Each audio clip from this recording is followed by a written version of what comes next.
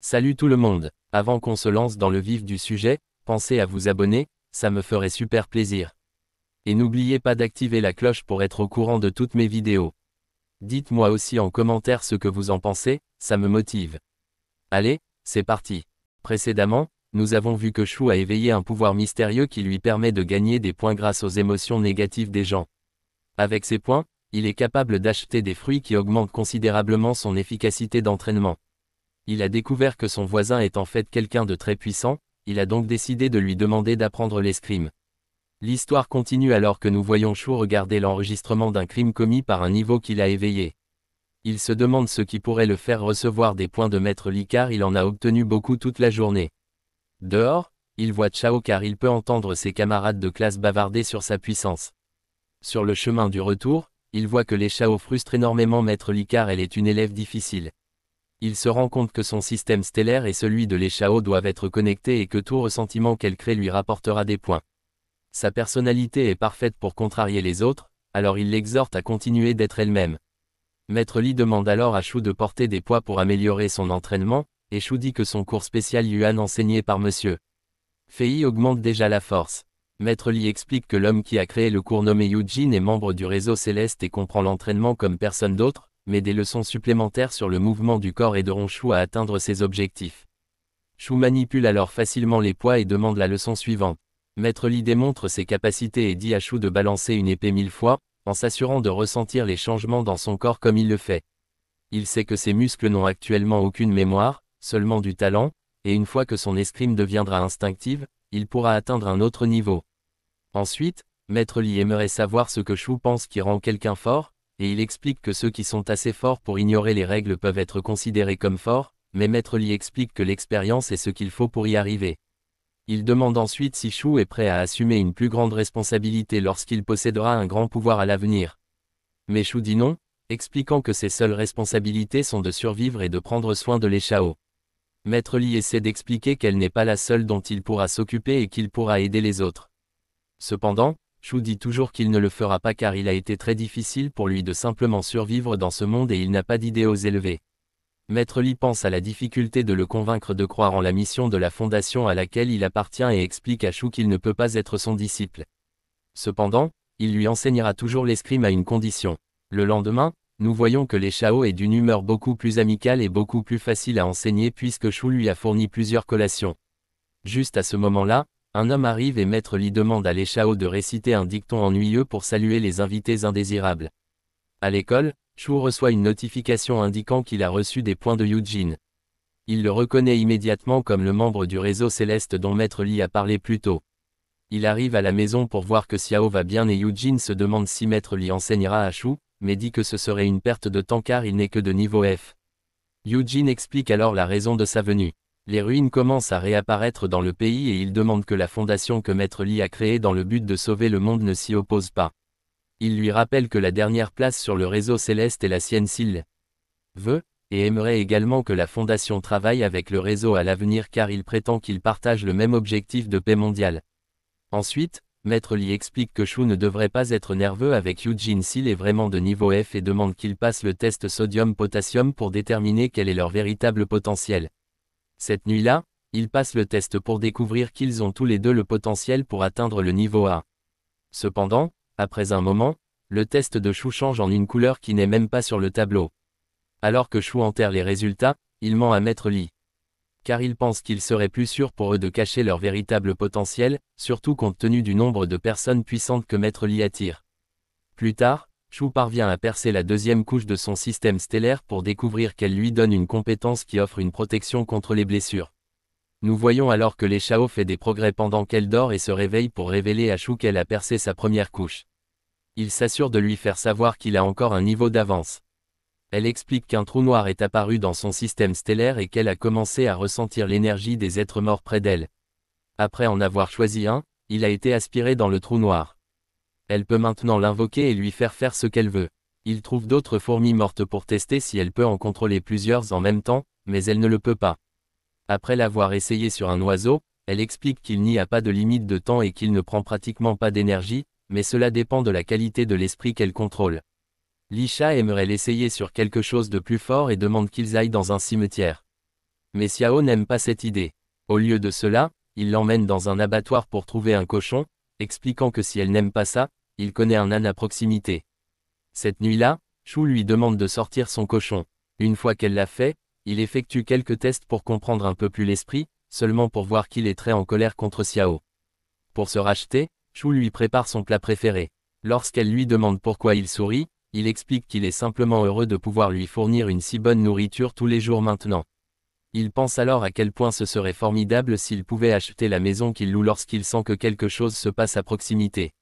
Il tente de la laisser derrière lui mais elle explique qu'elle l'a senti aussi et qu'elle partira avec lui. Il arrive et découvre que Monsieur Fei et d'autres Blackcoats sont entrés en contact avec un éveillé de niveau D. Le voleur de niveau D et ses hommes de main se révèlent être des adversaires très redoutables, causant beaucoup de problèmes aux Blackcoats. Même quand il semble que Monsieur Fei a pris le dessus, le voleur provoque une explosion massive qui leur donne l'occasion de s'échapper. Shu explique que c'est trop dangereux et dit à l'enfant de partir, ce qu'elle fait à contre-cœur. Shu est surpris de voir à quel point le réseau est bien préparé lorsqu'il voit combien de renforts sont arrivés. Nous voyons alors que les voyous voudraient se rendre car ils accordent plus de valeur à leur vie qu'à l'argent, mais leur chef souligne qu'ils ont assassiné 2 manteaux noirs sur le pont et promet de les faire sortir de là. Il parvient à les faire tous sortir du bâtiment, mais il est poursuivi par l'un des manteaux noirs et se fait transpercer par son arme. Dans ce moment de tension, tout le monde repère la silhouette de Shu mais est incapable de dire qui il est. Il essaie d'expliquer qu'il était simplement en promenade, mais les manteaux noirs le poursuivent quand même. La croissance de Shu grâce à sa formation est pleinement visible car il parvient à éviter les attaques tout en prenant le commandement du combat. Le voleur s'en sort également très bien, donnant un bon exemple de la force d'un niveau D. Les tentatives de Monsieur Fei pour influencer les 2 batailles de quelque manière que ce soit ne sont pas récompensées car il ne parvient qu'à ajouter quelques explosions cools, finissant par être assommé. Après que Shu ait vu que tout le monde est inconscient, il rencontre le voleur. Shu utilise son immense force pour maîtriser un coup de poing de lui et son poignard pour achever le voleur. Shu rentre chez lui et est inspecté pour tout mal et dit à Xiao qu'il devrait sortir pour tenter de trouver de bons esprits.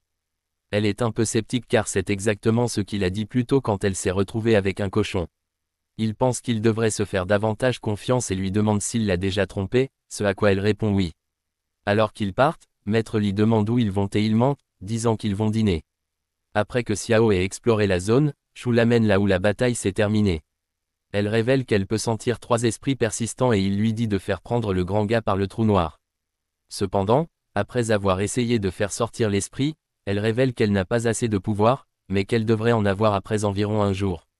Elle dit qu'ils ne peuvent pas encore rentrer à la maison car il a promis de l'emmener manger, mais il pensait que c'était juste un mensonge pour Maître Li. Elle explique qu'il ne les croirait pas si elle revenait l'estomac vide, alors il accepte de l'emmener où elle veut. Il explique qu'elle n'a pas besoin de manger si vite car ils sont financièrement aisés maintenant et qu'il peut l'emmener manger plus souvent. Shu dit alors que les choses pourraient devenir dangereuses, il serait donc préférable de cacher ses capacités pour l'instant. Elle le sait et dit d'arrêter de parler car la nourriture refroidit. Il commence à croire que la vie avec lui doit être difficile et qu'elle pourrait avoir une vie meilleure à l'orphelinat. Elle lui demande s'il prévoit de la laisser seule à nouveau à l'orphelinat et s'exclame qu'elle ne se soucie pas de la nourriture ou des vêtements, tout ce qui l'intéresse, c'est qu'il soit sa famille. Shu se souvient alors de la fois où il l'avait quitté auparavant et à quel point sa vie était devenue difficile. Elle a finalement réussi à le retrouver et les deux ont continué à travailler très dur pour se créer une vie meilleure. Les chats prenaient même toutes les responsabilités chaque fois que Shu était malade. Il lui dit alors qu'il aimerait leur acheter une maison et ne plus pleurer car il promet qu'ils seront toujours une famille. Ailleurs, les membres du réseau ont discuté de l'incident avec le voleur et de l'apparition d'un mystérieux éveillé qui semblait avoir le potentiel d'un niveau C.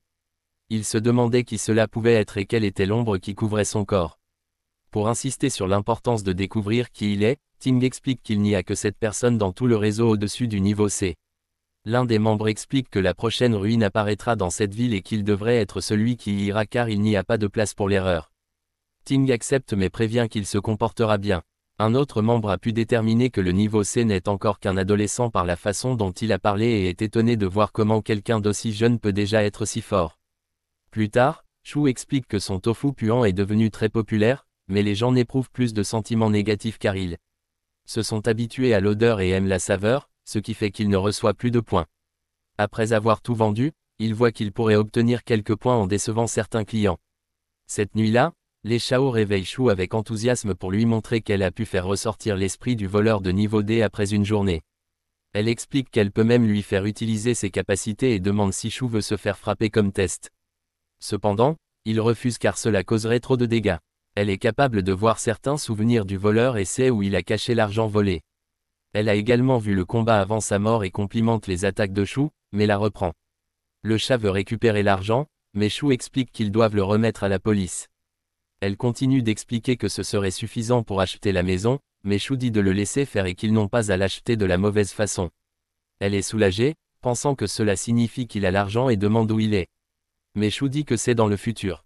Elle va se coucher et Shu regarde un dépliant indiquant que la maison coûtera 240 000 yuan. En classe, Shu montre à Jiang des ciboulettes qui ont été vendues pour beaucoup d'argent. Jiang explique que ces ciboulettes proviennent d'un morceau de terre bénie que les parents de la personne ont acheté et qu'elles ont le pouvoir d'accélérer une percée d'éveil. Les terres bénies sont des endroits où le pouvoir spirituel est abondant, affectant les animaux et les plantes de la région. Il explique que les choses imprégnées de pouvoir spirituel valent beaucoup d'argent, donc presque toutes les terres bénies sont achetées par les riches. De plus, les terres bénies ont différents niveaux de qualité. La terre bénie que possède la famille de Li, par exemple, est impure et nuira à Li s'il l'utilise trop. Shu se demande alors si les pierres spirituelles que les étudiants utilisent ont de la valeur, et Jiang révèle qu'une cargaison de pierres est arrivée et sera distribuée par l'un des dirigeants célestes. Plus tard, tous les étudiants assistent à la cérémonie d'investiture de leur nouveau directeur. Le membre du réseau nommé Li Sha arrive, expliquant qu'il essayait de déterrer de l'argent lorsque les flics se sont présentés après avoir reçu une information anonyme. Lorsque Shu le voit, il sent instantanément que son pouvoir est de niveau B, et Li Sha semble remarquer quelque chose, mais il s'avère qu'il se demande simplement pourquoi tout le monde manque les cours. En tant que nouveau directeur, Li Sha doit faire un discours, et toutes ses tentatives pour s'en sortir échouent. Il monte et demande simplement à tout le monde de travailler très dur. Plus tard, Li Shao se présente officiellement comme un niveau B à la classe Yuan et leur parle de la personne suspecte qui serait un niveau C. La personne mystérieuse qui a vaincu le voleur de niveau D brandit une épée et est protégée par un bouclier énergétique. S'ils voient quelqu'un comme ça, ils doivent le signaler immédiatement. Il poursuit en disant qu'à partir de ce jour, ils recevront des pierres spirituelles pour leur entraînement sur une base mensuelle. Fei explique ensuite que ceux qui ont le potentiel pour atteindre le niveau C recevront une pierre, B2 et A10. Tous ceux qui se sont éveillés recevront cependant 2 pierres supplémentaires, ce qui signifie que Shu, dont on pense qu'il n'a pas assez de potentiel, recevra au moins 2 pierres par mois. Plus tard, Shu demande à Jiang s'il existe un marché noir pour les pierres spirituelles. Jiang est choqué qu'il vende son avenir, mais Shu explique qu'il ne peut pas se concentrer sur l'entraînement s'il doit constamment se soucier de gagner sa vie. La vraie raison est que les fruits qu'il achète dans sa boutique d'énergie sont bien meilleurs pour accélérer la croissance. Jiang dit que les pierres sont contrôlées par le réseau, numérotées et interdites de commerce, mais il existe un marché noir pour elles. Le prix est de 100 000 yuan chacune. Shu dit qu'il veut vendre les siennes pour 120 000 yuan chacune et Jiang trouve un acheteur. Il est également choqué que Shu lui fasse confiance pour conserver les pierres et il explique que c'est parce qu'ils sont amis. De retour chez lui, Maître Li est choqué de voir Li Shao sortir de sa propre maison, et Li Shao explique qu'il ne faisait que déposer les médicaments que le réseau avait promis de lui apporter. Maître Li demande une fois de plus à Li Shao de réciter la salutation ennuyeuse, pour les invités indésirables, et elle donne la version beaucoup plus longue. Li Shao explique que 2 squelettes qui peuvent se déplacer librement ont été trouvés dans des ruines, et cela pourrait être l'équivalent d'un éveilleur de niveau E. Li Shao veut savoir s'il a des informations, mais Maître Li explique que la fondation a tenu sa promesse de ne pas interférer. Enfin, Li Shao évoque le niveau C suspect, et comment son style de combat est similaire à celui de Maître Li, mais recule rapidement lorsque Maître Li est offensé qu'il pense que c'est un de ses élèves. Cette nuit-là, Shu montre à Li Shao combien d'argent ils ont maintenant, et le téléphone portable qu'il lui a acheté pour les urgences. Il explique également qu'il prendra congé demain pour signer le transfert de propriété car demain la maison sera à eux. Shu est incrédule et demande si la cour, les sols, les murs, les insectes et les fourmis seront tous à eux aussi. Il dit oui et que même la poussière sera à eux aussi. Cette nuit-là, Shu fait plus de progrès avec son système stellaire et nous voyons qu'un nuage noir semble entrer dans le corps de Li Shao. Le lendemain, Shu finalise le transfert de propriété et reçoit un SMS de Li Shao lui demandant de retourner chez eux pour prendre un repas ensemble. Cependant, il doit décliner son offre après avoir reçu un SMS d'urgence et un appel téléphonique expliquant que tous les étudiants de la classe Yuan doivent se rassembler immédiatement. Merci d'avoir regardé la partie 2. Si cette vidéo obtient 100 likes, je saurai que vous voulez continuer la série et que je ferai la partie 3.